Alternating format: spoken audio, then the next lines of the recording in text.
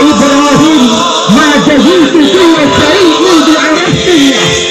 Mudah-mudahan kita semua nanti bisa bersama-sama ketemu di hadapan Allah dan kita dapatkan syafaat dari Rasulullah Sallallahu Alaihi Wasallam.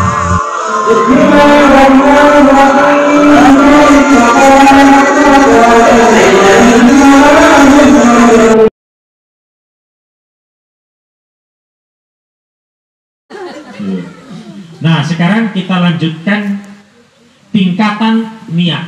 Ini tingkatan niat.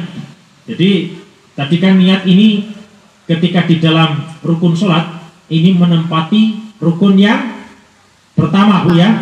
Ya, rukun yang pertama. Nah, bagaimana tingkatan niat? Faslun fasal. An-niyatu. Adapun niat salah satu darajatin, ada 3 tingkatan atau 3 derajat. Ini. Jadi yang pertama, in kanati sholatu fardhon, jikalau sholat tersebut adalah sholat fardu, jikalau sholat tersebut adalah sholat fardu, wajib qasdul fi'li, menyengajakan melakukan sholat itu wajib, wa ta'yinu, dan menentukan sholat, wal fardiyatu, dan mengucapkan kefarduannya. Jadi contohnya begini, Bu.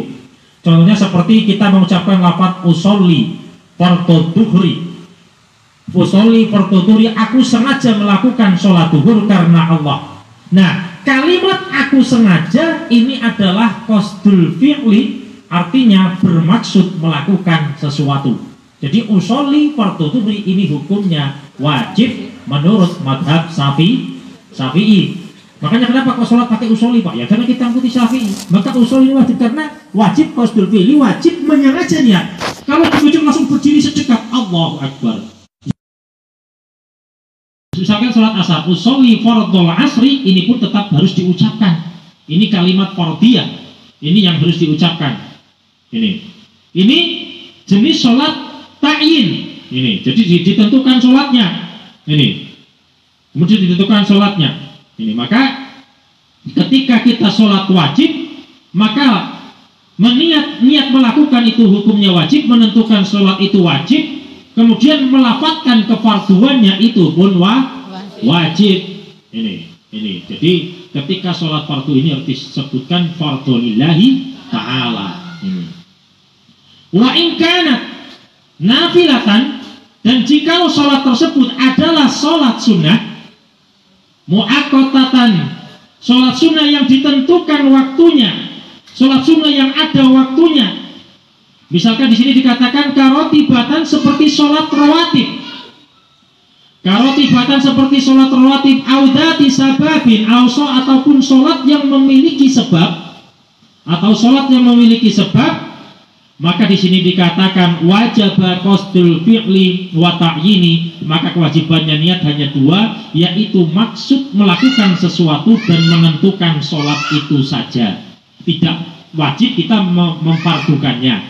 Itu bedanya, Bu. Jadi contohnya begini, Bu.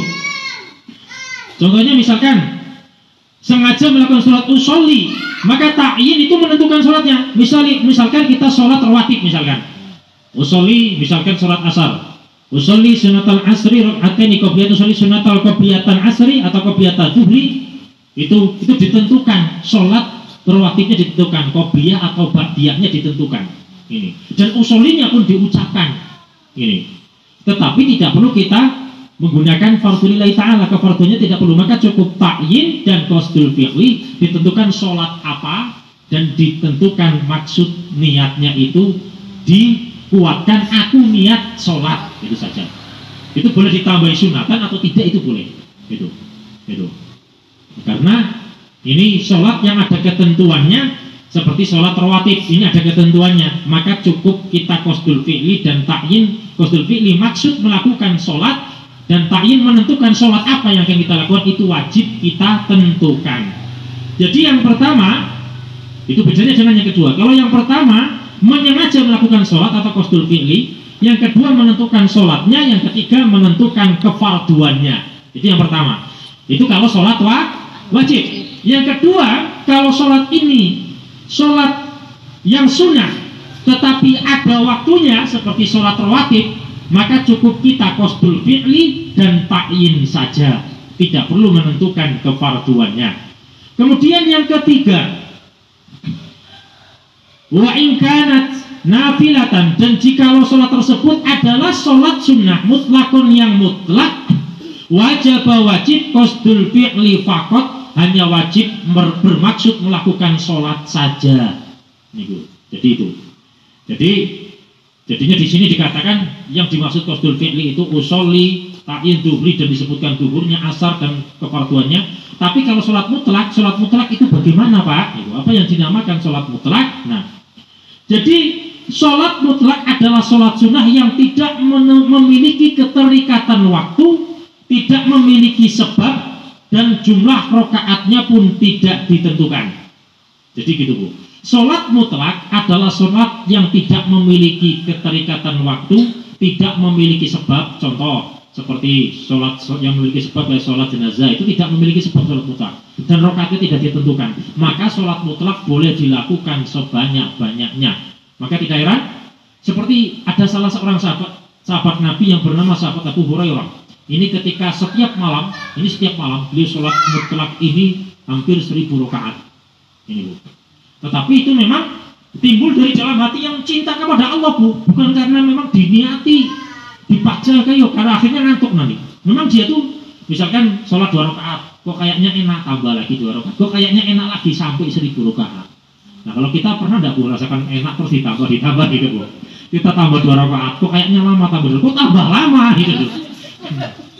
Nah, kalau sholat mutlak, maka kita cukup tidak perlu apa artinya tadi, ketika sholat mutlak maka hanya qasdul fi'li, hanya niat sholat saja, niat melakukan sholat saja. Maka bagaimana terus kemudian niat sholatnya? Maka cukup kita mengatakan usolli lillahi ta'ala. Itu tidak perlu ditentukan, itu namanya sholat mutlak. Usolli lillahi ta'ala, aku niat sholat lillahi ta'ala. Itu 2 rakaat, kita salam, nanti kalau kita ingin tambah lagi, tambah lagi. Ingin tambah lagi, tambah lagi. Misalkan udah dapat 10 salam, kok masih belum terasa, tambah lagi 20 salam. Misalkan ibu-ibu kok masih nggak terasa, tambah lagi 50 salam. Tahu-tahu sudah Allahu Akbar, dapat 1500 rakaat misalkan ibu. Jadi mungkin ibu-ibu pernah mengalami sholat bisa seperti itu gitu. Jadi niat ini ada 3 tingkatan tadi. Ketika untuk niat sholat wajib, niat sholat yang ada ketentuan waktunya, dan niat sholat mutlak ini berbeda-beda. Ini bisa dipahami.